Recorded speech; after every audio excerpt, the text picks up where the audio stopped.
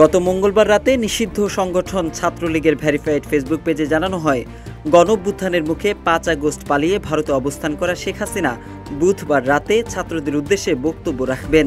এরপর বৈষম্য বিরোধী ছাত্র আন্দোলনের পক্ষ থেকে ঘোষণা আসে, শেখ হাসিনা ভাষণ দিলে বুধবার রাতে ধানমন্ডি ৩২ অভিমুখে বুলডোজার মিছিল করা হবে।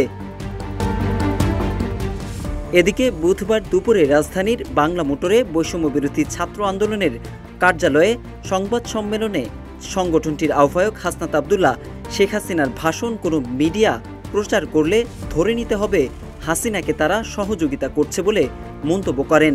হাসনাত বলেন, শেখ হাসিনা ও ছাত্রলীগ প্রসঙ্গ এদেশে আর নেই। শেখ হাসিনা বাংলাদেশের কসাই, তার কোনো ভাষণ যদি এখন কোনো গণমাধ্যমে প্রচারিত হয় তাহলে সে গণমাধ্যম শেখ হাসিনাকে সহযোগিতা করছে বলে ধরে নিতে হবে।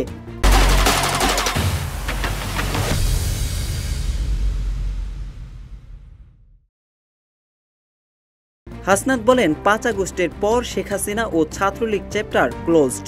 গণমাধ্যমের উদ্দেশ্যে হাসনাত বলেন, মিডিয়া এখনও দেখি ভাসুরের নাম মুখে নিতে কেমন যেন লাগে। এখনও সাবেক প্রধানমন্ত্রী লেখা হয়, উনি কি সাবেক নাকি ফ্যাসিবাদের বুচার অব দি মাদারল্যান্ড? তিনি চেয়ার টিকিয়ে রাখতে ২,০০০ মানুষকে হত্যা করেছেন। কেন মিডিয়াতে ফ্যাসিবাদী খুনি হাসিনা লেখা হয় না, এ প্রশ্নও রাখেন হাসনাত। এদিকে বৈষম্য বিরোধী ছাত্র আন্দোলনের ভেরিফাইড ফেসবুক পেজেও এক পোস্টে খুনি গণহত্যাকারী ফ্যাসিস্ট হাসিনার কোনো বক্তব্য যদি মিডিয়াতে প্রচার করা হয় সেটার পরিণতি সেই মিডিয়াকেই নিতে হবে বলা হয়। মোহাম্মদ সাইফুল ইসলাম, ইত্তেফাক।